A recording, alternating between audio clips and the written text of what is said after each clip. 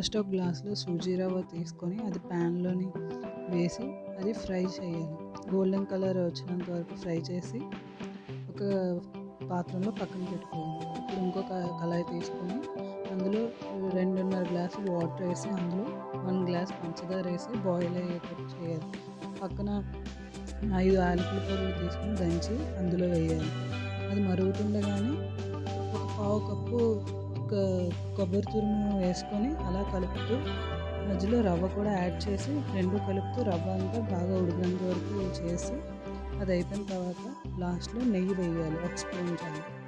అది అయిపోయిన తర్వాత వేరే పాత్రలో 1 కప్పు మైదా, పావు కప్పు బియ్యం పిండి కలిపి దోసలు రుబ్బులాగా నీళ్ళేస్తే కొంచెం కొంచెం కలుపుకోవాలి. ఇప్పుడు ఈ రవ్వ ఉంది కదా, దాన్ని ముందలుగా చేసి పక్కన పెట్టుకొని ఇప్పుడు ఈ మైదా పిండి రుబ్బులని గోరు ముంచి ఆయిల్లో ఫ్రై చేసుకొని తినేది చాలా బాగుంటుంది.